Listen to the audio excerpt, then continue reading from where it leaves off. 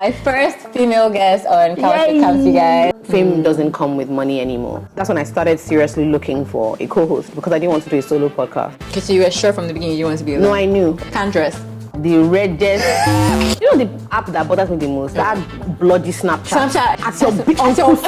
I feel like you would thrive on TikTok. I didn't even think shaving my head was going to be big. Like, I can't lie to you. Yeah, okay, Nigerian men like women with hair. So I don't know. I don't know what your plan is over here, girl, because you know, time is not on your side. I think there's a time that people would constantly talk about how KOUCH and I are like classes. Tries to kiss you on the first date. But that's why I said that I'm not good. Don't follow me. Don't follow me. I didn't know that like my life was up to me for a very long time. You're quite big on Twitter. I don't know how you do it on that app because it wasn't like that before. As people used to greet in the morning. I remember we were so cocky. KOUCH and I were very this what doing what we want with 0 naira. By the way, 0. This happened to me recently. Okay. Said he doesn't have an Instagram. And my chances I cared so much more. Oh my god. You hear a lot of things when you're a Nigerian woman. A friend of mine told me not to allow even the support to get to me. We just didn't think of like, oh, let's go and be looking for big people to blow up the podcast. And then I fell in my bathtub in Manchester. So I realized that if I'd actually hit my head or something, nobody would look for me for a while. It's not as if she died doing what she loved. It wouldn't be that. Yeah. I told my dad, I'm coming to Lagos. When I come back, I'm not going back. Yeah.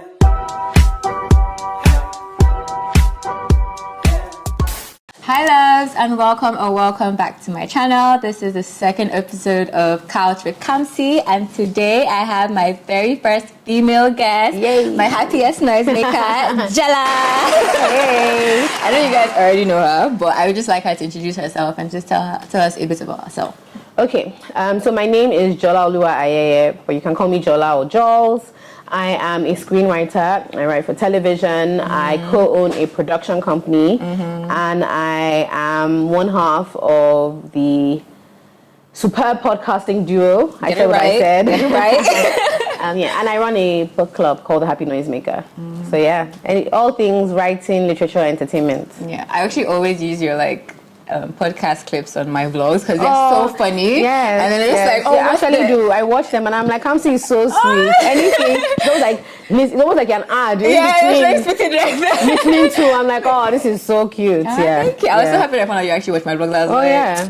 Get it right. When you came for the the party. Yeah, that's the first time we met, and I was like, yeah. You're actually my first female guest. Oh yay! I was like, no, it has to be Jola. So we just wanted to gist. You've done. Well, I've only seen you on Dimas actually in terms of YouTube. Have you been on any other channel? I don't. Besides obviously yours. I don't think so. I've been on Culture Custodians YouTube. I did something with Maya. I think I've seen that. Yeah. But I don't think so. I'm trying to think. No, not really. Not really. So this is exclusive or second tier exclusive, I guess. But I just wanted to actually know more about you. I didn't really want to have a topic. Just more and Jola, pre the podcast, let's just start early life. Okay. In terms of we've got some bits from your podcast, but you know. So how early are we talking? Teens. Oh, I've always been quite forward-facing. I've always been I've always been very extroverted. Have you? Yes, always. I've always liked people. I've always liked talking. That was a constant. She talks too much. She's distracting. She talks too much. Yeah. She does very well in school, but she talks too much. So I've always been quite extroverted.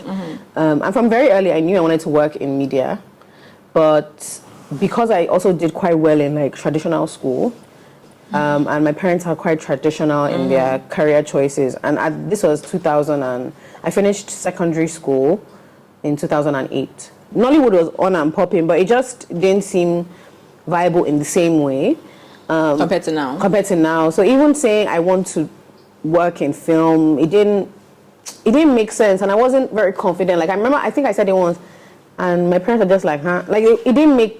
It wasn't surprising what I was interested in, but it was more but you're very smart and you do well in school, so you can continue doing all these things for fun. This is not a career. I figured that, well, I have to go to uni. That's what everybody does. It's one of my big regrets. You didn't want to go to uni? I didn't take, no. I feel like I should have fought for what I wanted more, and then I didn't do my first or second option, so I wanted to go to film school. and I think I sent an email to my dad. Is and it it was an just email? like, I can't remember whether it was an email or a conversation. And he was like, anyway, these are the top 10 universities in the UK. Right. Let's do our best to see. Let's When you're focus, doing your please. applications, let's focus on these ones. He wanted me to even try to go to Oxford or Cambridge. I was like, stop dreaming. I'm telling you, like, the guy just felt like you're really, really good at school. You're very smart. He even tried to push me towards the sciences. And what I've always admired about my dad actually is he never thinks you need to be like the best, period.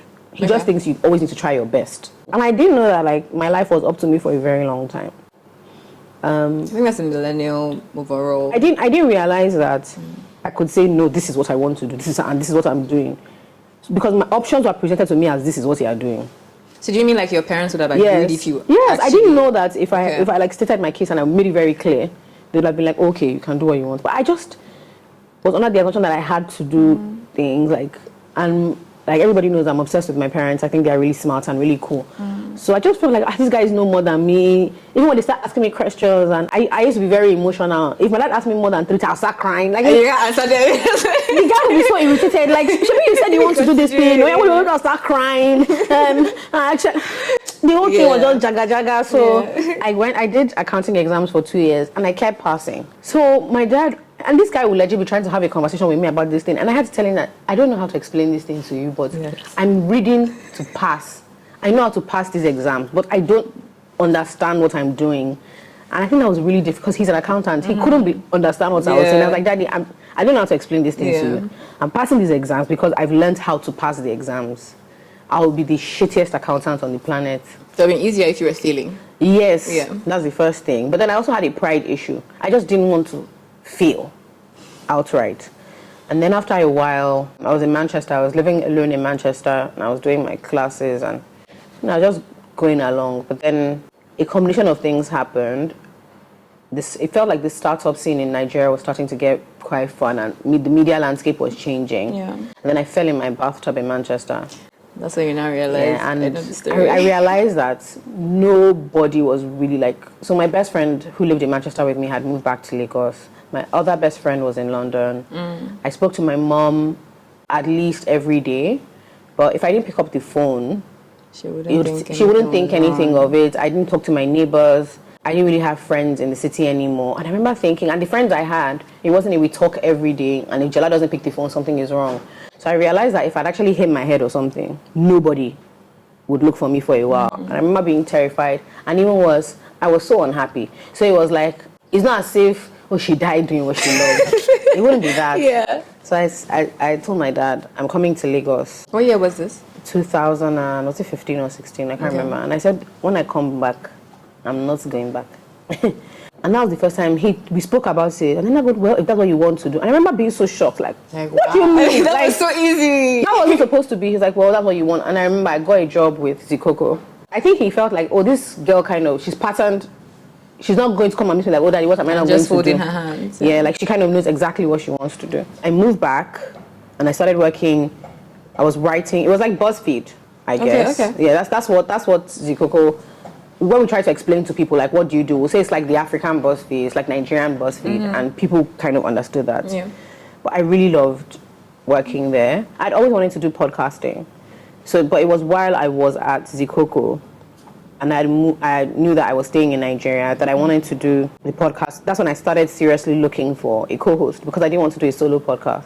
Okay, so you were sure from the beginning you wanted to be alone? No, I knew. Why? So the first time I mentioned podcasting was maybe 2013 or 14. A friend of mine came to visit one of his friends in Manchester, and we were talking about it. And I remember he went back to Canada, and he sent me a microphone for the podcasting thing. And I actually recorded. A lot of really good people. Yeah. And I remember him saying like he Googled and like, you just need to plug it into your computer. And I think I tried, but it just felt like I was just rambling into the atmosphere. The thing did not have head, it didn't have tail. And I was used to feedback. It just felt very weird to put that out, particularly because it's not video, right? It's just audio. I was like, this thing can't work. It can't work. I remember I lived in Manchester, so it wasn't like I could have guests I'd be inviting. Yeah. I just primarily, the problem was that I wasn't ready to bet on myself and I wasn't confident enough. So when I moved back, I've been working as Zikoko for a while, but I really wanted to do this podcast. So I started thinking like, who will I work with? I was just like, didn't FK just move? Did Fekemi just move back?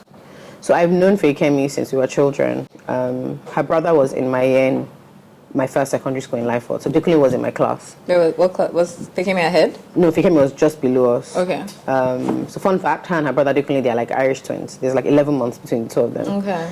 So Fekemi... Is he older than her? Yes, Oh, he's I always older. thought- I always no, thought she he's was- older. He's older.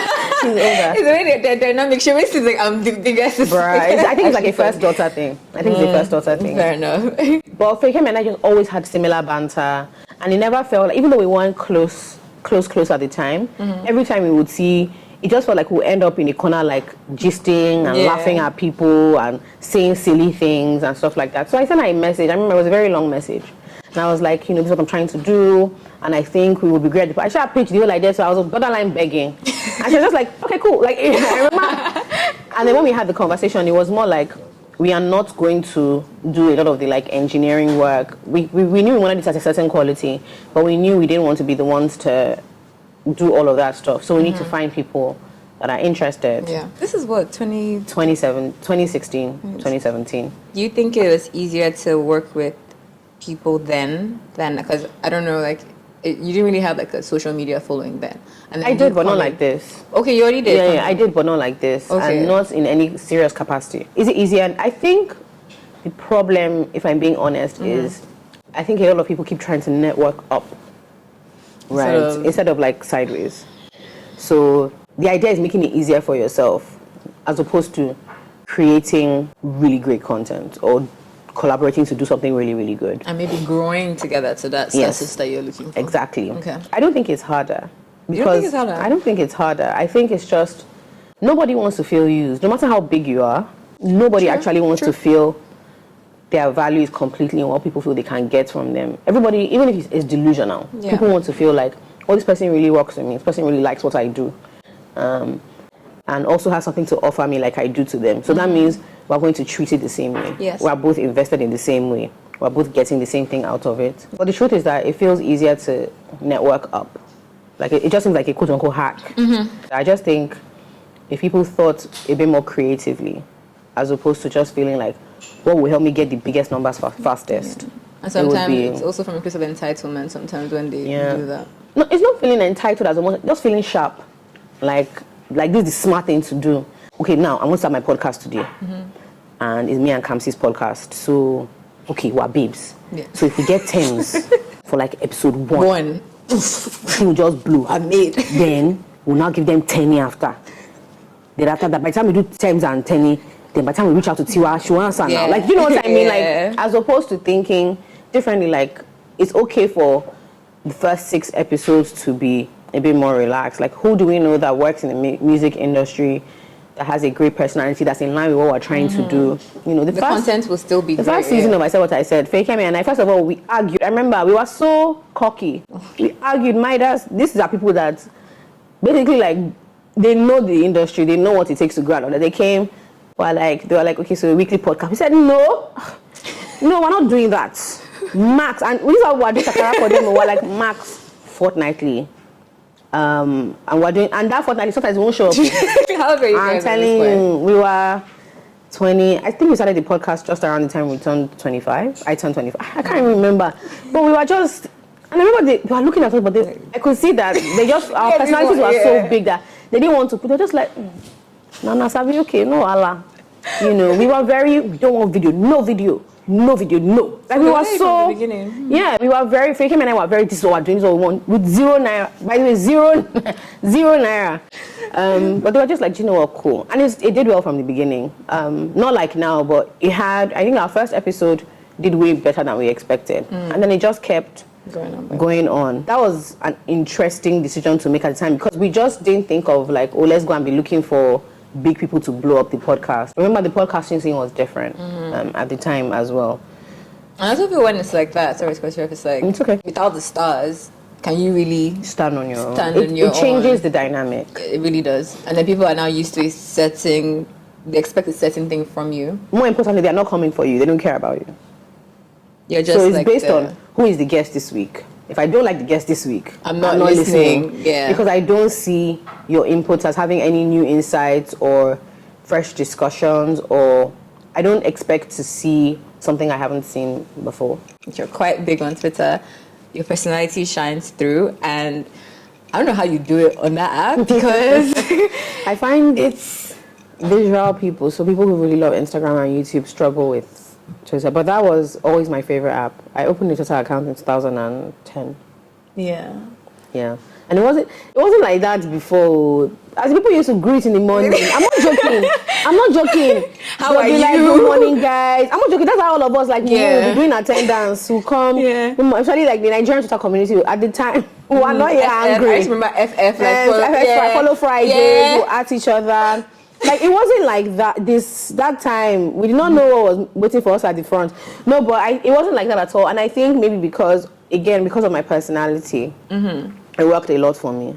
Even before Instagram became like heavily curated, I just felt like I didn't know how to take the pictures well. Like the thing just was all jaga, and it's because its primary focus is to be visually appealing. I wasn't able to get into it as well. I actually had a YouTube channel ages ago, but again, I wasn't good at the curation, so it was just me saying rubbish. I wasn't very good at the aesthetics of it, and even till now. But I think that's also why I think TikTok is the visual Even thing that of one. Twitter. Even TikTok that is not one. aesthetically. No, but I just get so. I wasn't going to tell you. I feel like you would thrive On TikTok. Do Do you know? Do you Do you know? Oh Someone my told God. me that the day you're ready, and they were like, "Don't even follow them to be doing like all these normal weekend recaps. Just be talking." Yeah, just sit in front of the camera and say, "I think this is on common, on safe space." Yeah. it will. That's what actually do that's what so people well. say. But I enjoy Twitter because, and I can't tell you how many really good friends I made on Twitter. My business partner, who everybody has heard me talk about John. Yeah. Everybody has heard me talk about. Everybody knows about John by Yeah. now. But I actually started following John because of the the Coco concert in 2012. So there was this concert where people were walking. It was in Eco Atlantic, and guys were trekking. Like it took people like an hour of walking to get to where the stage was. Oh my God. I'm telling you. And Twitter was on fire that evening. And I kept seeing these guys' tweets, and I was dying of laughter. And that's when I followed him. So I met Dima on Twitter. and Dima and I are really close. I met a lot of people. I liked that kind of social media, not the... I just felt, Instagram, you now post, So much effort. then you have to edit. I just knew it can never click for me. I still take pictures. My pictures are so bad. Like, my friends can't believe it. Like, The same place they took my picture, that's so nice. They'll be like, okay, I'm standing here. Just do like this. Just assess everything. I don't know. It's just not my forte. And I need to try a bit more, but it frustrates me really easily. I think it's really good when you know. I mean, you should always try to improve. I think it's really good when you know what you're not good at and what you rather like focus on. Yeah, what I rather spend my time doing. Yes. So that's the thing. I know people that are really, really good at that. But then I am not. Yeah. So rather than waste time working really hard at that and getting average results, is it not better for me to work on the conceptualization and pay someone to execute that? Some people don't think it's worth their while. I'll just do it by myself. But when you do it by yourself, it's still not good. So yeah. So let's back to Twitter and just social media in general. I feel like you're not new to online hates, or you do have a lot of supporters, but sometimes, especially on Twitter, especially with feminism in Nigeria, and just being a woman and having a big personality, you just meet a lot of. I'm just like, why are you talking to? Like, the thing irritates me so much. So sometimes I'm just like, I don't have the energy for it. I'm not going to. And I guess you also have those times. But how do you actually deal with that? So it's two things. The first thing is, a friend of mine told me not to allow even the support to get to me, because when people say positive things about you, it gets to you and it makes your head swell and you're on cloud nine. When people say negative things about you, it does the same. So you can't be swayed completely by people's thoughts. Yeah. Overly use that as a metric of your own value. And I think it was Ozzy that told me, and I was like, that makes sense. That's the first thing. And then the second thing is that fundamentally, when it boils down to it, when it comes to a lot of things, I really truly believe and stand by it. So it's not, I didn't say it for attention or a lot of stuff that I get like negative backlash for. I'm like, but I'm not wrong. Like, but then do you ever feel like it's almost like they gaslight you into thinking, no, you're actually wrong? I don't actually also see a lot of things. What do you do? I don't see. So the thing is, the people I follow, my friends, there are very few times when someone has messaged me to be like, guy, are you insane? What are you saying? If ever. So I don't see it. I actually don't see it. It takes people messaging me to be like, are you okay? Is everything like, maybe you should log off. Yeah. Or maybe not be like, people try. Okay, again. Like, you're not tired. I'm tired. Like, exactly. But I actually don't see a lot of that stuff. And I don't care about it. Like, I don't know how to put my mental health in other people's hands. It's very, very fragile. It's very fragile and very precious, and it doesn't matter. If I figure out people are really dragging me, I don't go looking for it. You just protect your space. Yeah, I just free it. Yeah, I think that's pretty much it. Okay, I see that. So even with podcasts, like when you guys are filming, do you ever feel like, did I say the right thing? Or like, I don't know. I hear like a lot of people don't remember what they say after you're done recording. Yeah. Is it true? Especially if you're doing a podcast with your friend, you just be yarning. You forget that the cameras are there. You just be talking and talking. And has something happened before they're like, oh, this statement you made. Yeah, so sometimes I think there's a time that people would constantly talk about how KOUCH and I are like classist. The thing about creating stuff is it's not only your audience that sees it, it's people on the outside. And the bigger you get, the more stuff leaves that world. And it often leaves without context, right? And so I remember like there's a time that almost the insinuation that we were kind of like bullying because of the way. It's just banter.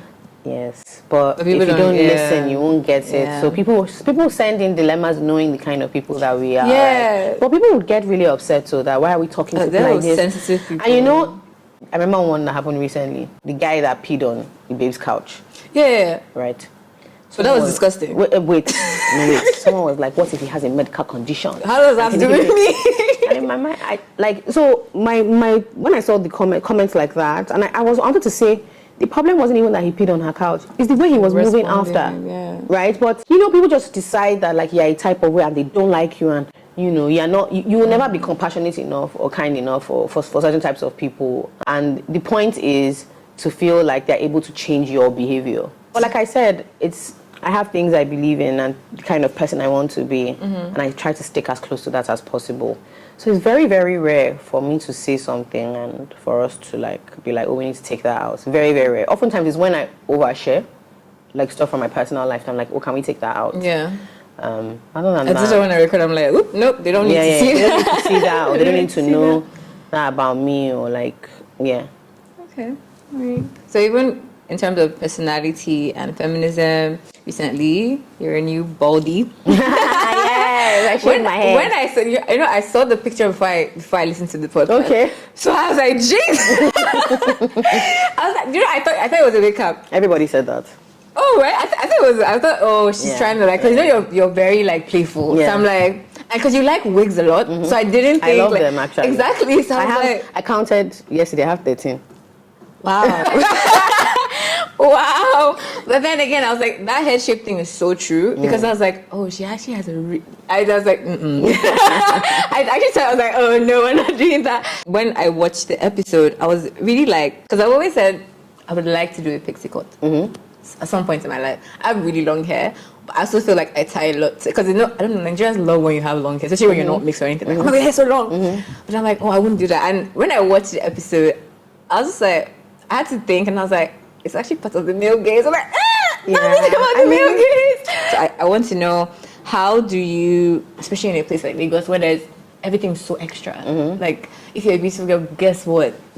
I saw your tweet, there's so many fine girls in Lagos, and then on top of the natural beauty they have, they add on the lashes, the hair, the lifestyle, it's a lot. It can be a lot. So I just wanted to know, how do you stay true to yourself, not try to base off what you're doing, or like start a business? Okay, so it's multiple things. Yeah. So at some point during this year, I just realized I was quite unhappy about a number of things. Like, I didn't like my skin, I didn't like my hair, I didn't like my body, and it was making me feel a type of way.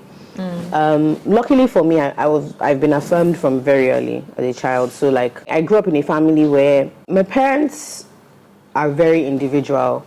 Like they seem to live their lives. They are very Christian, so there's that.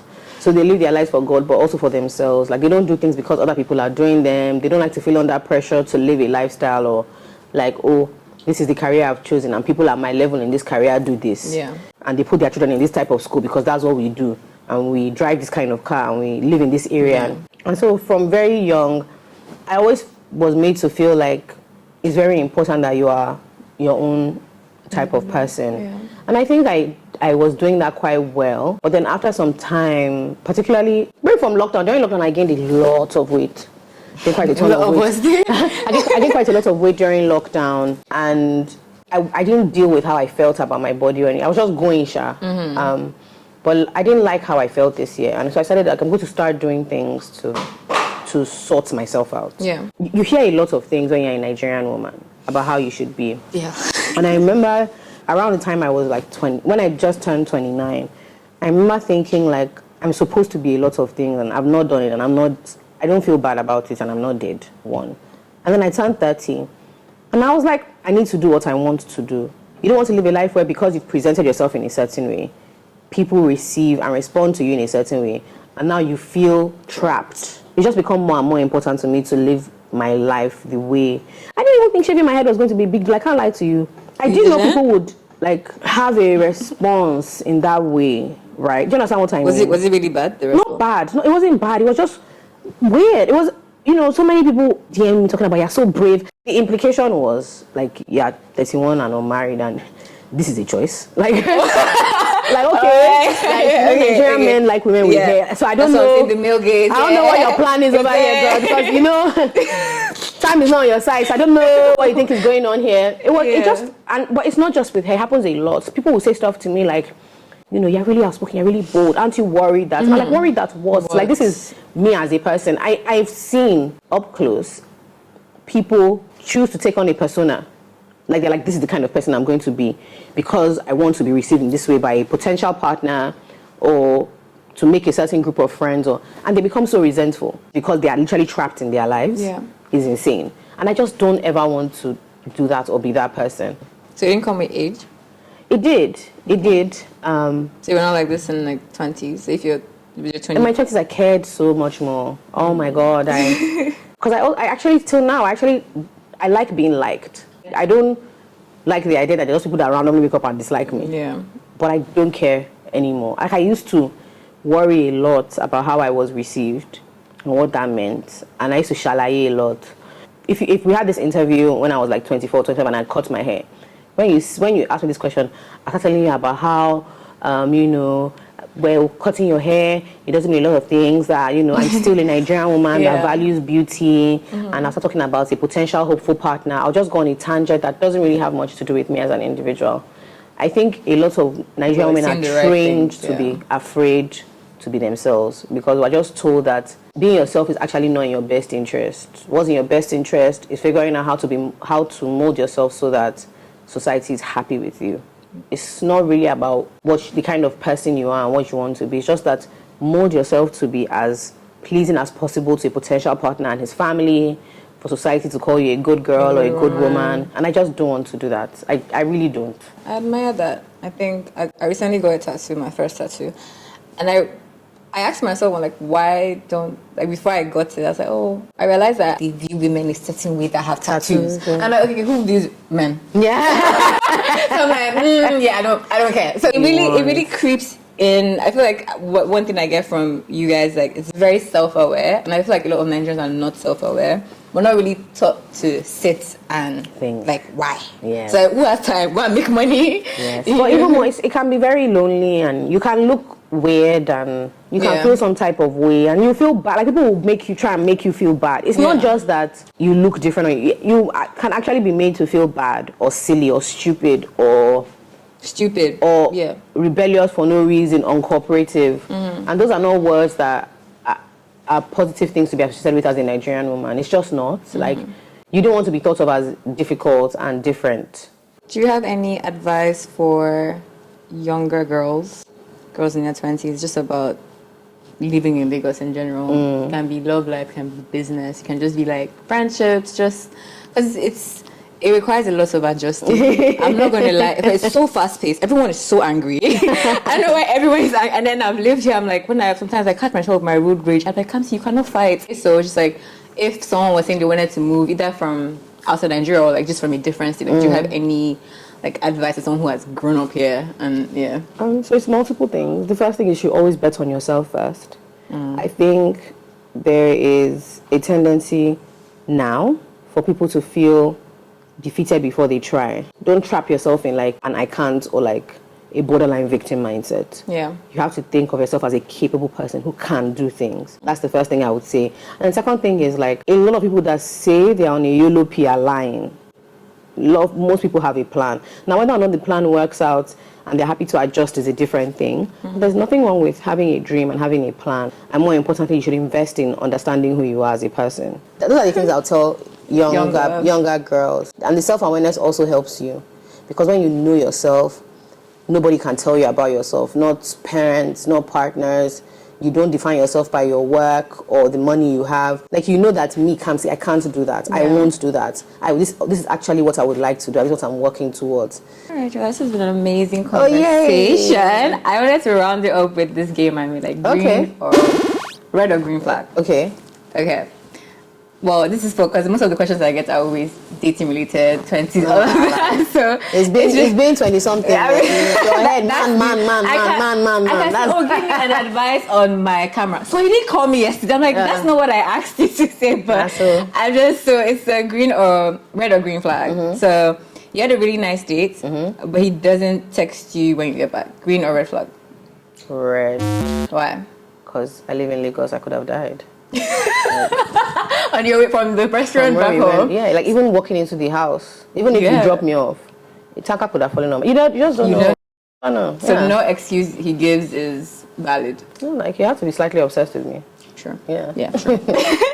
Okay, offers to pick you up for the date. Green or red flag? The first time you see him? It depends. Hey, red flag. He's an amraba. I thought you don't say he's a gentleman. What wants to case the place, man? I'm just joking. I don't know. It depends on the context of how you guys met and him. So like it makes. I feel like some of these things are like very rom-commy. But in Nigerian context, like in our context, I don't know. I remember somebody coming picking me up from a distance. I remember thinking, I really don't want my dad to see because my dad started saying, who is that? What's her name? So stuff like I think context also really matters. So it depends. That would say that it depends on what it is. Like, because I like low pressure first dates because I don't want to feel obligated to continue. I don't want to feel obligated to even continue talking to you. See, I don't feel obligated even though. Yeah, but that's knowing your personality. Okay, that's true. Early 20s Jola would have felt the need to be like, and he tried though. He now offers to go halves on the first date. Nigga. Green or red flag? Who offered me? He ordered for it. Okay, the date, right? That's the rule though. But they say it's not by that. Who offered for it? That's all we need to know. Okay. This happened to me recently. Okay. Okay. No, this one says he doesn't have an Instagram. I know someone who doesn't have Instagram. Actually. Green or red flag? It is green-ish. I used to think green, now it's red. It's red. The thing with not having Instagram, it depends. You know that people are just so different. You know the app that bothers me the most? That bloody Snapchat. Snapchat is so That's cringe. the one I'm like, you matured man. And they really be posting it. And I say, what's your snap? That's already, that one, I didn't even put it here. That's infinite. I think it depends. Can't dress. The reddest of flags. Let me tell you why. Do you know why? Because Nigerian men have it kind of easy. Literally. So I can't just wear the same. Also, maybe this is why he should have Instagram, so he can see what others are doing. No, do anything. So these people, they feel they can, but they can't. That's the worst type. No, and I don't even think you need to be able to. So I like simple, easy, simple things. I'm not like a fashion babe. Yeah. So it's not like but you should have it. You know, you can't be wearing that shoe. Come on, why that shoe? Okay, and then lastly, try to kiss you on the first date. For me to agree on the first, let's say that I'm not good. Don't follow me, don't follow me. If you follow me, you end up. Do I like him already? I'm lying because most first dates no. So would you see that? That's a bit forward. That's a bit forward. It's a bit forward. slightly unsafe as well. Like, you know, you might not know his sanitary awareness. Yeah. It seems a bit forward, but maybe the chemistry is mad. Again, I'm not the best person because I don't actually have hard and fast rules about a lot of things. I think it's nicer to see like just how comfortable you are, minus even a hint of anything sexual at all. The first time you guys are interacting, like how do you talk? Do you like the way he how does he eat? Like, you know, like just different things. They just put you off. How does he like talk to wait staffs? Yeah. You know, like just there's basic things. Does he drive like a lunatic? Is he rude? Is he like super late? Those are the other things. Does he smell good? If he's late though, that's a red flag. If he's very late. It's not. So what I'm saying, like you as a babe, like there are other things you're thinking about. Like, do you think he's fresh? Do you think he's cool? Like he came there just like this guy just looks fresh. By the time it gets to the end of the date, if you take kissing out of everything, like you know how you like, he kissed very well, looks very nice, and you're not distracted. Like that one, your friends are asking you. Well, I say it doesn't even matter what he was. Very nice. Just you're now confused. So I think it's better to try and keep that to the minimum. At least on the first interaction. First date, Yeah. But yeah, I had an amazing So time. did I. So I don't think I've ever heard like the story. What you said here. I don't think I've heard it anywhere else, to be honest. And I was truly intrigued, especially about the self-awareness. I think it's really, really important. But like just to close it off, people who are creators, obviously you're at the top right now, like what would you advise them? So there's two ways to go. There's like the super creative part, which can be quite like emotionally fulfilling, and then there's the skills, which is what will give you money. I think people should explore what it is that attracts them to the front of office. Is it the fame that you're looking for? Because a lot of time fame doesn't come with money anymore, because virality is easy and cheap. So before you make a decision to go into the creative industry, if it's money that you're looking for, actually look at the back end first. Look at lights, sound, cinematography, editing. Sometimes it's not about being standout or having like a very big alternative or niche. It's about being good and consistent. That was beautiful. Yay, thank you so much for being on. My first female guest on Couch with Kamsi, guys. Woo, I hope you guys enjoyed it. If you did, don't forget to give it a big thumbs up and subscribe. Also, don't forget to subscribe to Jola's podcast YouTube channel. So you can find I Said What I Said podcast everywhere. We're on TikTok and Instagram, YouTube. All join. We have a website. You can listen to us anywhere you listen to podcasts. Follow my book club, Happy Noise Makeup Book Club. I give really, really good book reading recommendations. What else is there? Salt and Truth. Well, we make things. I don't know if that's... No. Whenever anything comes out, I watch it. But yeah. All right, guys. Thank you so much for watching, and I'll see you in my next video. Bye. Woo!